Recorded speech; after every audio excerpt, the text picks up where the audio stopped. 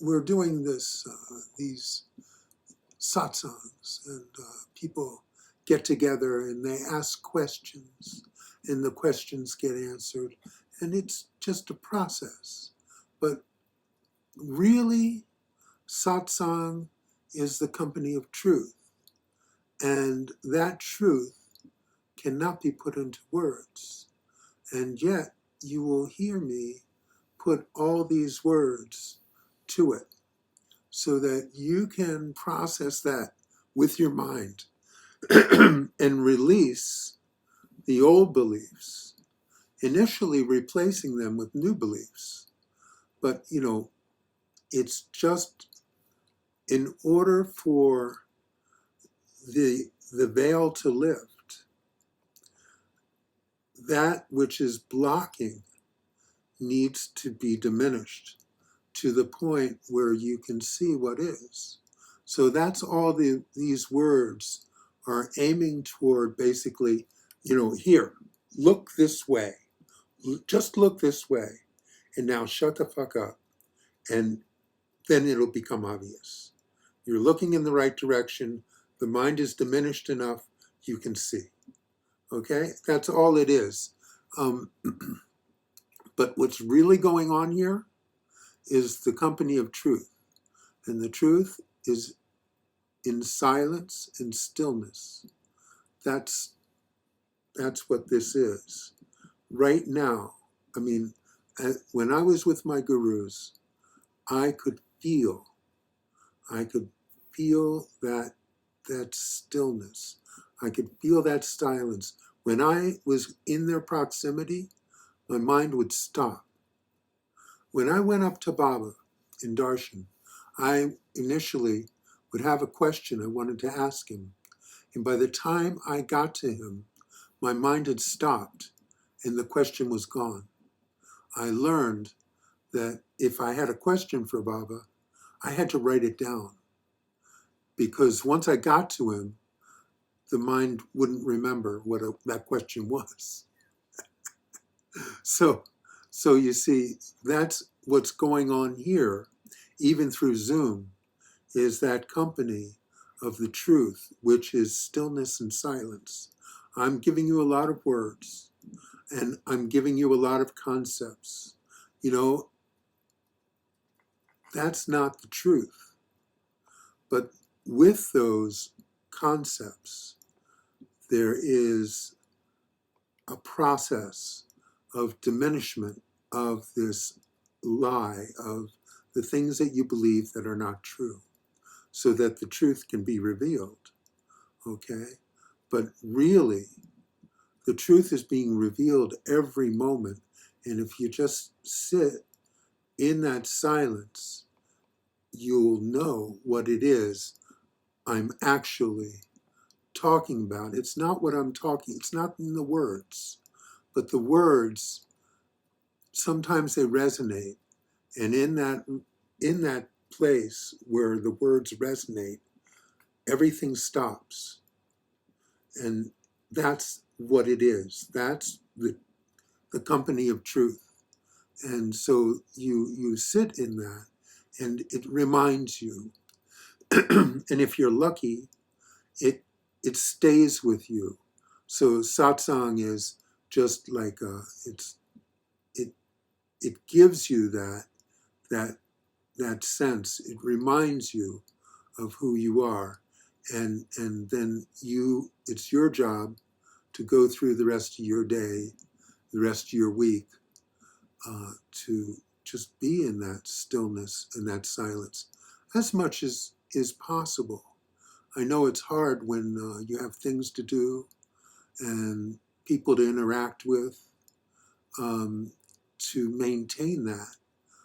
But it is possible, you see. The only thing that makes it difficult is the false identification, the belief that you have that you are these thoughts and feelings and actions, that you are a person, and that you are the one who's talking, who's doing. All of these things have nothing to do with you. It's just like when that becomes clear, then you can do anything in the world. This body-mind can do whatever it's doing. It can interact with people. It can have emotions, even ones that are not pleasant or comfortable, and no one gets involved. No one ever thinks that they are a person, that these feelings, these actions, that no one connects with them as it being them, and they still go on. They still go on, you see. So right here, right now, all of us are able to just be in that energy field of stillness, of silence, where, that's the gift of satsang. And it can rub off. I'm proof of that. It can rub off. Now, it's just your job, basically, to make sure, after the seed has been planted, that the soil is nurtured, that it can take root and grow within you, you see. So Baba gave me the experience in I'm not good with years, I think it was 76. He gave me the experience. I didn't understand it. My mind stopped. I didn't know what was happening. He gave it all to me then. And 21 years of working, processing, and eventually, through the grace of Ramesh, diminishing that sense of me, then it became obvious. Then all of a sudden, that place that Baba gave me all those years ago became the place. That's all there was. And everything else just faded away. So right now, you're hearing me talking to you and you talking to me. But there's just talking going on. Nobody is saying anything. It's just a show. It's just going on without anyone being involved with it at all. So I'm seeing it just like how you would look at someone else talking. That's how I'm seeing it. There's never anyone here. There's no one here. And in that energy field, there's stillness and silence and a sense of peace that arises spontaneously. And you can call it peace, you can call it love, you can call it all kinds of things. You can call it God. All of those words may point you in the direction of what I'm talking about, but there are no words for what it is, because it is the essence of everything. And the essence of everything loses all distinctions. So all words are based in limitation, you see, and all thoughts are based in limitation and distinction, you see. But that which you truly are, and in that silence, you know that all there is that, and there's no word for it. Like I am that, okay, as an approximation, but that is all there is.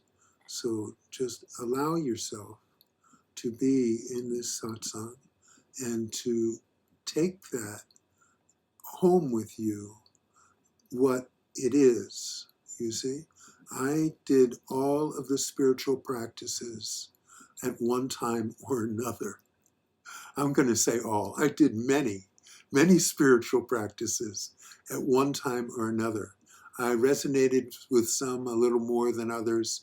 I meditated, I chanted, I did yajna, I did all kinds of things in my process. But there was one thing I did consistently throughout, and that was being in the company of my gurus. So I was in the proximity of that silence, And that was the thing that I really resonated with the most. And I was fortunate to have experiences that allowed for that proximity to be. And that was the practice, that spiritual practice that actually broke through the most. So, and so that's the gift here. This right now, we have this satsang. We have this opportunity to just be in that stillness, and it's just a reminder of home, because this is actually where we all are right now. We're pretending to be people. We're pretending to be this and to be going through that and to have this experience and that experience and da da da da da da da, lifetime after lifetime after lifetime. It's just a pretend game. It's kind of like if you had a television and it's got 1,000 channels, and it's got a history of shows. Some channels show the old ones, black and white, silent films, whatever. It just goes back, and there's lifetime after lifetime after lifetime.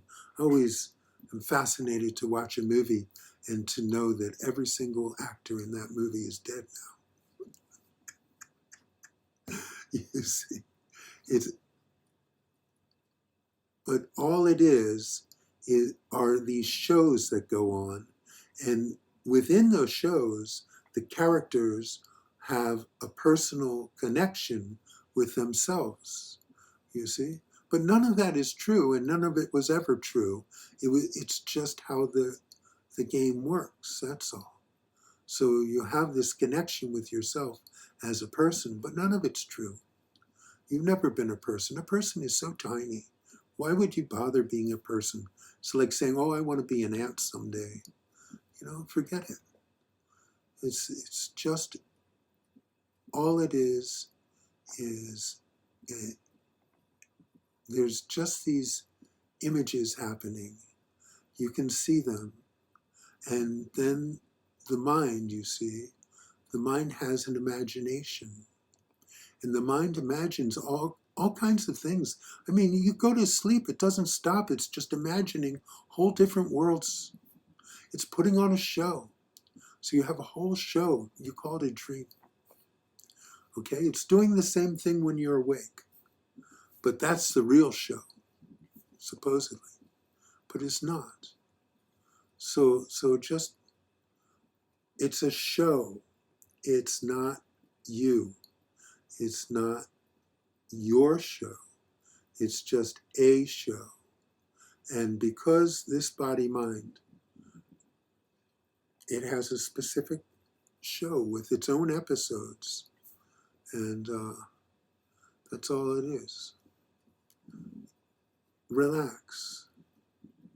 Just let your breathing be steady, and just don't get involved.